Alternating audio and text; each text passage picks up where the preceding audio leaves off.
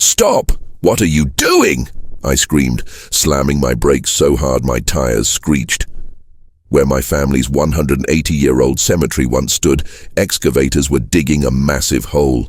Workers poured concrete forms for what was clearly becoming a swimming pool directly over my ancestors' graves.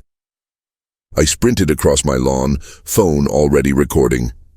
6 generations of my family, including a Civil War captain, had their final resting place destroyed. Headstone fragments and what looked like human remains spilled from cardboard boxes stacked carelessly by a trailer. Robert Thompson, our HOA president, approached with that smug smile I'd grown to despise. "Ah, Mr. Richardson." The board voted to repurpose this eyesore for our new community pool. Notices were posted according to bylaws. "That's a cemetery," I choked out. "My family's cemetery." "Former cemetery," he corrected coldly. Section 12(4) allows removal of abandoned structures. My hands trembled, but my voice was deadly calm. "You've made the biggest mistake of your life, Robert," he laughed. "Your little graveyard was lowering property values." What he didn't know, I'd spent 3 years setting a legal trap for exactly this moment. My battle with the Pinecrest HOA began 3 years earlier, shortly after I inherited my grandmother's Victorian home.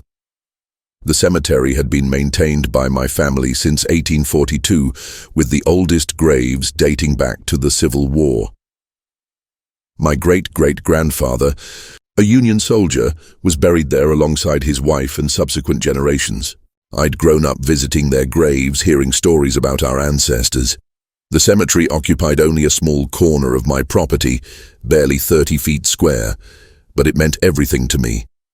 The HOA, however, saw it differently. First came the letters: non-conforming structure, unapproved landscaping, aesthetic violation. Each month brought new complaints. The wrought iron fence needed painting. The flowers weren't approved varieties. The small stone bench was an unauthorized installation. "It's a cemetery," I explained repeatedly at HOA meetings. "It predates your association by over a century." Robert would smile, that condescending smile. "We understand the sentimental attachment, Mr. Richardson, but Pinecrest Estates has standards to maintain." 6 months in, Robert cornered me after a meeting.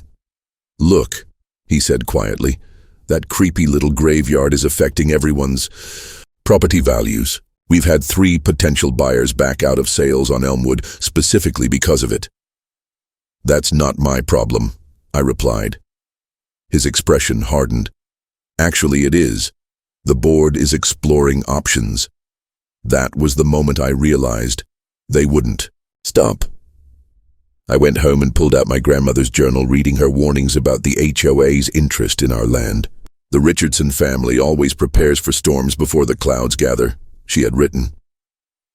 The next day, I called Elena Vasquez, an attorney specializing in historical preservation. "They can't legally touch a historical cemetery," she assured me after reviewing my documents. "But if they're determined enough to try, we should prepare." Over the next 2 years, we built what Elena called an ironclad fortress of protection. We filed documentation with the State Historical Society, establishing the Richardson family cemetery as a protected landmark. We submitted DNA evidence, linking me directly to the interred individuals, and registered the cemetery with both state and federal historical registries. Elena helped me install specialized archaeological monitoring equipment disguised as ordinary landscaping features, small cameras and ground penetration sensors that would document any disturbance. We filed conservation easements and registered under the State Cemetery Preservation Act. "Should we notify the HOA of the cemetery's protected status?" I asked. Elena's eyes narrowed. "No. If they're planning something illegal, let's not warn them. Let's catch them in the act." Meanwhile, the harassment intensified. The HOA doubled my dues, claiming administrative costs related to my property. They issued fines for increasingly absurd violations. My mailbox was half an inch too tall. My garbage bins were visible for 20 minutes after collection. The shade of white on my picket fence was eggshell instead of the approved antique white. I paid every fine without complaint. Let them think they were winning. The real breakthrough came when I befriended Sarah, the HOA secretary, who had recently been passed over for promotion to the board in favor of Robert's golf buddy. Over coffee one day, she confided something chilling. "They're planning something big at tomorrow's closed session," she whispered. "Robert had me research how other HOAs have handled removal of abandoned historical structures. He specifically mentioned your cemetery." "Abandoned?" I echoed. "I maintain it weekly." Sarah slid a folder across the table. "He's having the boundaries resurveyed to claim it's actually on common ground, not your property.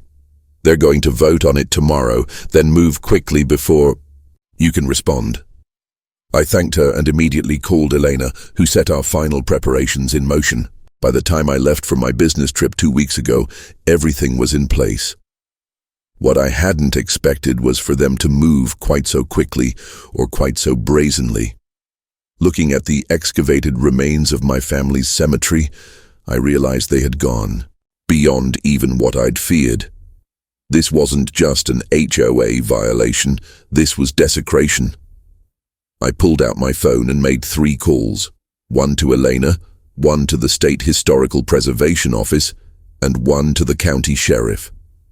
As I waited for them to arrive, I watched Robert's confidence slowly waver as neighbors began to gather, many looking horrified at what the HOA had done.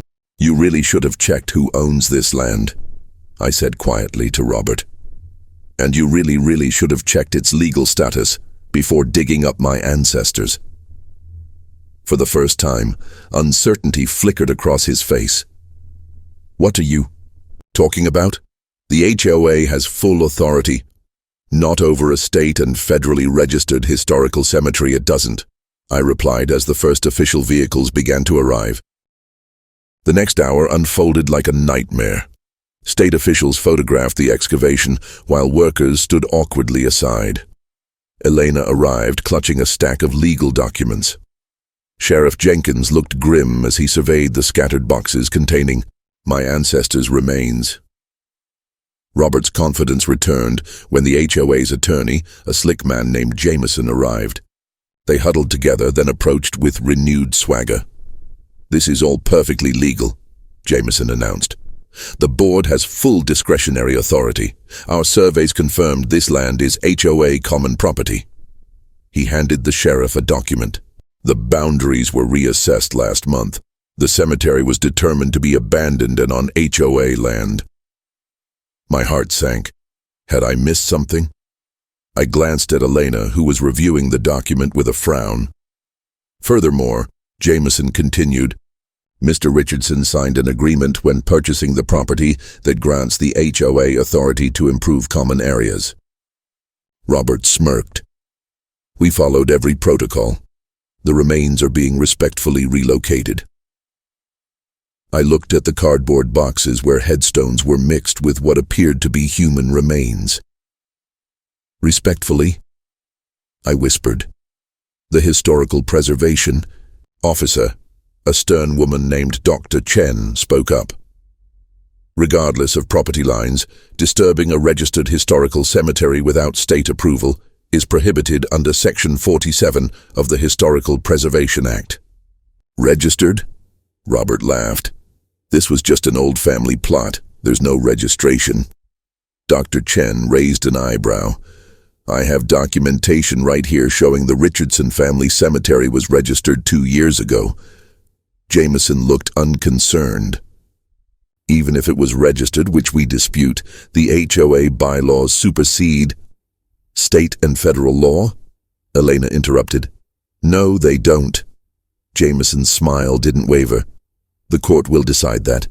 Meanwhile, as this is disputed, the project continues." He turned to the construction foreman. "Resume work." My blood ran cold as the workers hesitantly moved back toward their equipment. Was this really happening? Had all my preparation been for nothing? That's when Sheriff Jenkins stepped forward. "Nobody's touching anything. This is now a crime scene." "Crime scene?" Jameson sputtered. "On what grounds?" Sheriff Jenkins pointed to the boxes. "Desecration of human remains is a felony in this state. Those remains appear to have been removed and handled improperly." "We had permits," Robert began. "Show." "Me," Jenkins demanded. Robert hesitated, then said, "Jameson has those." The attorney shuffled through his briefcase. "We filed for the proper permits through the county planning department." "For a swimming pool," Dr. Chen said. "Not for cemetery relocation, which requires entirely different permits from my office." "And did your permit application mention this?" "Was a cemetery?" Elena asked. Silence. Elena opened her laptop. "I have here the application you submitted. It describes this area as unused green space with decorative stonework, no mention of graves or human remains." Robert's face reddened. "A technical oversight. Deliberate fraud," Elena corrected. "And I can prove it." She connected her laptop to her phone's hotspot and pulled up a video. The footage showed Robert speaking to the board 3 weeks earlier. "The permit inspector will be here Tuesday. Make sure all the headstones are covered before he arrives. If he asks, it's an old garden feature we're removing.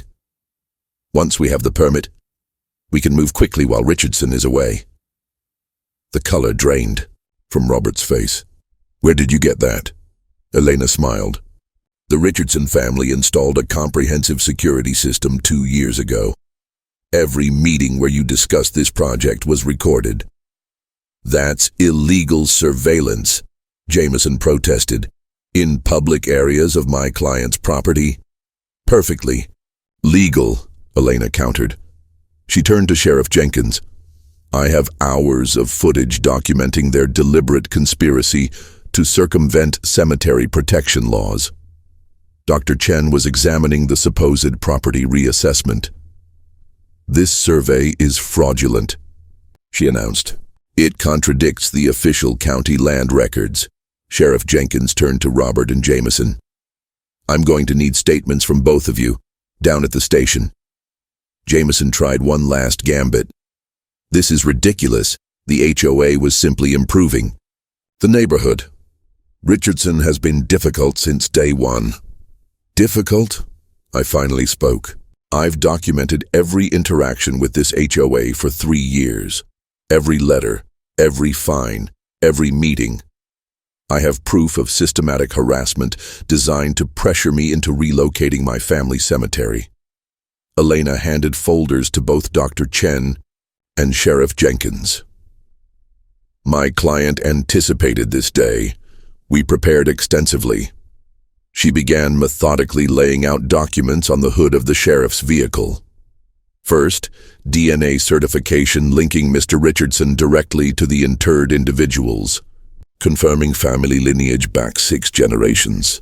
Second, State Historical Society registration establishing the Richardson Family Cemetery as a protected landmark with graves dating back to 1842, including the grave of Captain James Richardson, a documented Civil War veteran. Third, Federal BOW, Historical Registry documentation protecting the site under National Historic Preservation laws. Fourth, conservation easements filed with 3 different agencies specifically preventing development of this exact parcel. Fifth, archaeological monitoring logs from the equipment we installed, showing HOA board members trespassing on multiple occasions to inspect the cemetery and plan its removal. Sixth, property deed records clearly showing the cemetery boundaries within Mr. Richardson's property, not HOA common ground. And finally, the most damning evidence, emails between board members discussing how to get rid of the creepy graveyard while avoiding legal complications. The growing crowd of neighbors, gasped. Several board members who had arrived during the confrontation began edging away from Robert. We have evidence of conspiracy to commit multiple felonies, Eleanor continued. Desecration of graves, filing fraudulent permits, destruction of historical landmarks, and violation of at least 14 separate state and federal statutes. Sheriff Jenkins was already speaking into his radio, requesting additional officers. Mr. Thompson, Mr. Jameson, you're both being detained pending investigation of these allegations. 2 deputies arrived to escort Robert and Jameson to patrol cars. As they were being led away, Robert turned to me, his face contorted with rage. "You set us up," he hissed. "You knew we'd do this and you let it happen." "No, Robert," I replied calmly. "I simply prepared for what you made clear you intended to do. The difference is that I did my research. You should have done yours." Dr. Chen was already on her phone, arranging for a state archaeological team to properly recover and document the disturbed remains. "This will be fully investigated," she assured me, "and all remediation costs will be charged to the HOA. A county commissioner had arrived and was reviewing the documentation with increasing alarm. "This is beyond anything I've seen an HOA attempt," she admitted. "The county will pursue immediate injunctive relief against the entire board." Elena placed a hand on my shoulder. "We're not done yet. The civil lawsuit, we prepared names every board member individually. The criminal charges are just the beginning." As word spread, more residents gathered. Many looked horrified as they learned what their HOA had done in their name. Several approached me with apologies and offers of support. Sarah, the HOA secretary who had warned me, stepped forward. "I saved all the emails," she told Sheriff Jenkins. "They specifically discussed doing this while Mr. Richardson was away, so he couldn't stop them. They knew exactly what they were doing." "What happens now?" I asked Elena, watching as officials swarmed the site. "Justice," she replied simply. "The cemetery will be restored at the HOA's expense. Criminal penalties for desecration of graves include up to 15 years imprisonment. The civil penalties will likely dissolve the HOA entirely." I looked at the disturbed earth where my ancestors had rested for generations. "And my family?" "A state archaeological team will properly recover and re-inter all remains with full documentation and ceremony," Dr. Chen assured me. "We'll assign a permanent protected status that can never be challenged again." As Robert was placed in the patrol car, our eyes met one final time. In that moment, I saw the realization dawn on him. He hadn't just broken the law, he'd awakened a legacy of protection that stretched back generations.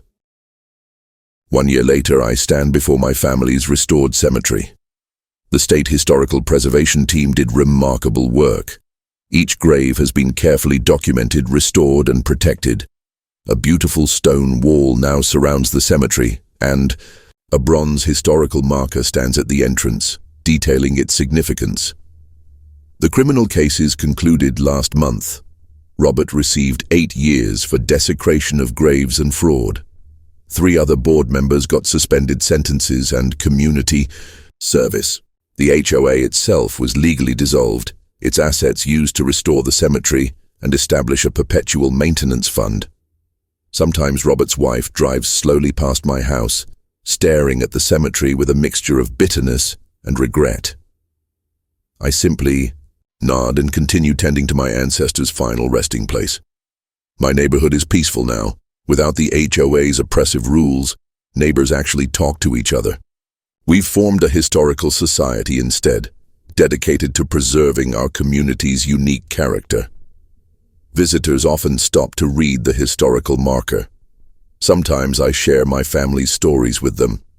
Captain James Richardson, who fought to preserve the Union. Elizabeth Richardson, the suffragist. Generations of ordinary people whose legacy lives on. My grandmother's journal sits on my desk, open to her familiar handwriting.